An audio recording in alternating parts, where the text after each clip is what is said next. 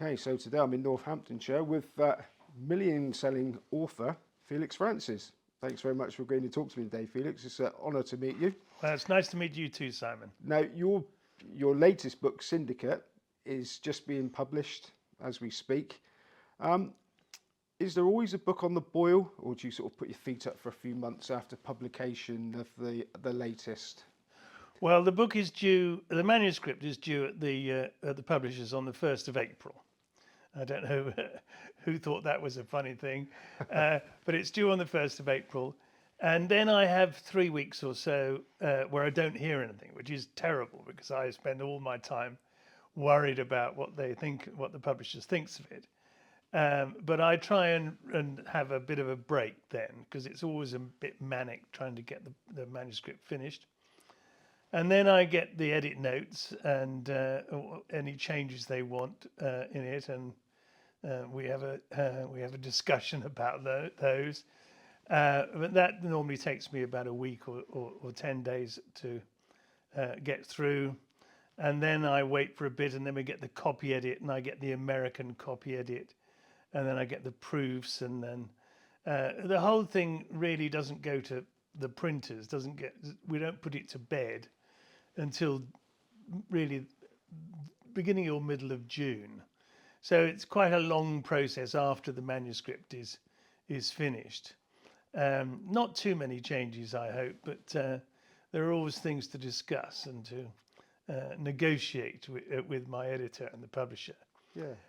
And then, so that goes, finally finished the last proofs at the beginning of June. And then I have June and July where I take a little bit of time out, put my feet up, but the brain is always working. I mean, I've got to start a new one at the end of September, so I'm trying to think of stories and creating characters in my head. And I wouldn't actually normally don't put anything down on the computer at that stage, but certainly come August time. It's serious thinking time. I spend a lot of time lying awake at night trying to find myself a story. And then end of September, well, apart from the publication of the last one and promotion of that, I'm beginning to, my fingers are beginning to itch, and the computer comes out and I start putting some words down. And then October, November, December, January, February, and March are writing time.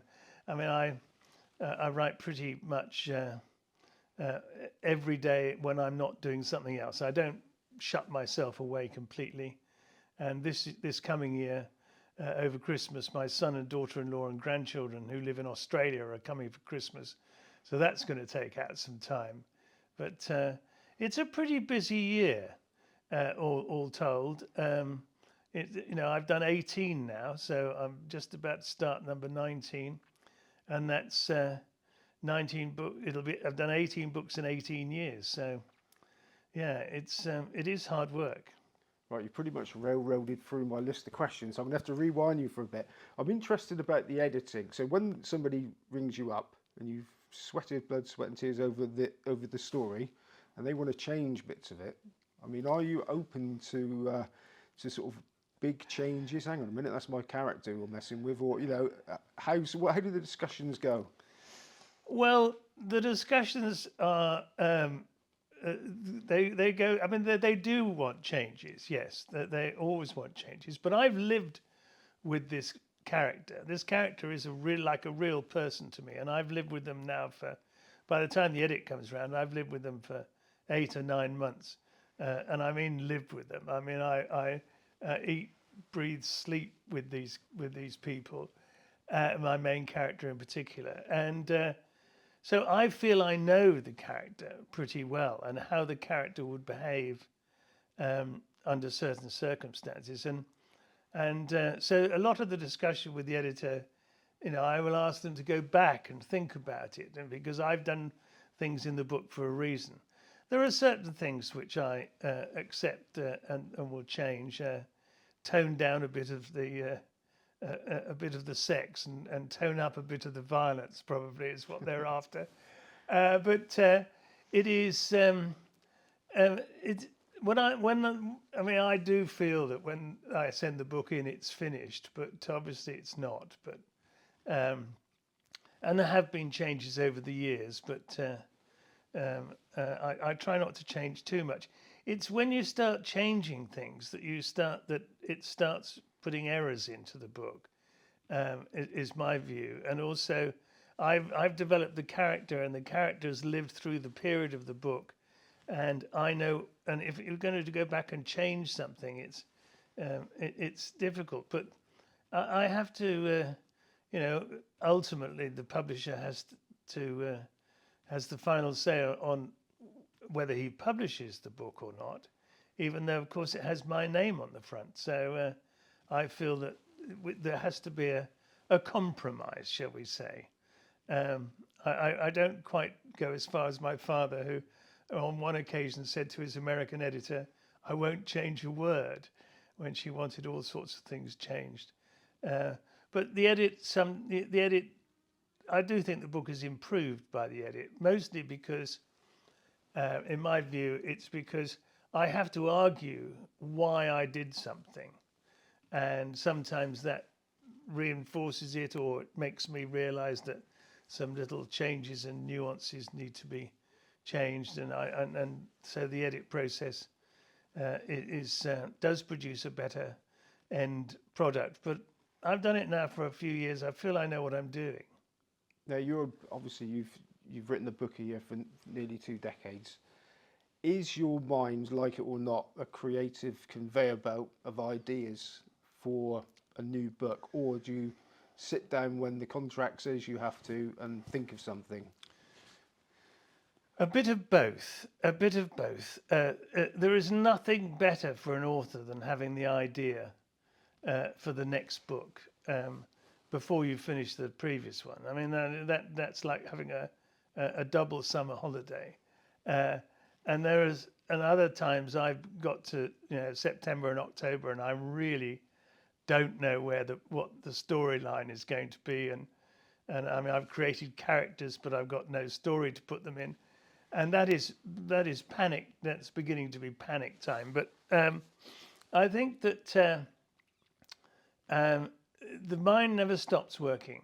I do a lot of people watching, airports, railway stations, and the like, and I'm forever creating characters out of the people, or thinking, who am I looking at, which would be quite an interesting character to put in a book. And but it's the main crux of the storyline, which is the difficult thing. And sometimes it just hits you, and sometimes it doesn't. I wrote a book called Iced, which was about the Cresta Run and racing on the frozen lake in St. Moritz, white turf. And I was still working on the previous book when I went out to St. Moritz. And it was the most wonderful morning. I had, by lunchtime, I had the idea of the next book already locked in, and I hadn't even finished the one before. And it was just magical. But other times it doesn't come. I mean, with Syndicate, for example, it's about owning horses in syndicates. And I start by getting in touch with someone I know, and at the moment I'm thinking about a news story, and I'm already doing my research. And the good thing is that I'm now able to ring people up, and they tend to say yes rather than no to help. So it's good. Now, when you sit down to type your first word, do you know how the story's going to end? Usually I do not. No, in fact, I would say that I never do, really. People who say, "Oh, I guessed who done it at the end of the first chapter." Well, it was a lucky guess, because I don't know necessarily who done it. In fact, sometimes I don't know who done it for a very long time, until I'm halfway through the book. It makes me write, characters where it could be any one of, 2 or 3, or better still, 4 or 5 or 6 characters. And therefore, if you write the first part as if, and you're undecided which one is going to be the villain, or which one is going to have done it, then it helps because you're writing so that you could choose any number of people to be the villain. And but as I said, it's the characters are what drive the book, and if you don't know what the end is, I mean, sometimes even at the beginning, I wrote a book called Even Money, which was about a bookmaker, and he was standing at Ascot Racecourse on the first day of Royal Ascot, and in the betting ring, and this man kept coming up and looking at him, and he said, go away," and yet he still kept coming back. And at the end of the day, he said, "What the hell do you want?" And the man said, "I'm your father." And this was quite a shock for my character, because he'd been told by his grandparents that his father and mother had died in a car accident when he was 1, and suddenly here was a man saying he was his father. So at the end of the day, they go and have a drink together, and I wasn't quite sure where this story was going.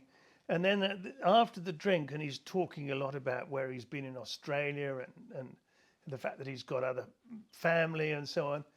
And walking out to the car park, I suddenly thought, I know what I'm going to do. So the father gets murdered in the car park at Ascot Racecourse. He's attacked by someone in dark clothing and a balaclava who stabs him and kills him. So my character has spent all his life without a father, and suddenly he's found his father, and then an hour later he's lost him again. And one of the things you have to do, especially in my books where the characters my main character tends not to be an investigator. You've got to give them incentive to investigate. So it seemed like a good idea to kill his father off, having just met him. And that really, that was a change I made. When I got to the point in the book, the character was almost saying, "Kill me now." And so I did. And it sent the book off in a different direction than I'd expected. And as I say, the characters drive the story. Well, didn't you feel a pang of guilt that you've done this to your main man? Did you sort of wake up and thought it was a bit mean? Yes, well, my brother said you can't write a book with the main character as a bookmaker. You know, this is scum of the earth, he said. And I said, well, he came round to it in the end. He said, all they do is take money out of racing. And I said, well, you drive my brother was I don't know whether he was a trainer. I think he was running the racehorse transport business at the time. I said, you live in a nice house. You drive a nice car. It could be said that you're taking money out of racing. And so he came round in the end. But it seemed to, creating the characters is great fun, actually. Not just the main character, but the ancillary characters as well. I write in the first person narrative. So my main character is very much inside my head. And yeah, it's the best fun is creating your main character and giving him attributes that you wish you had yourself. They're all me, really, but they're all younger and they're all thinner, and yes, but it's fun.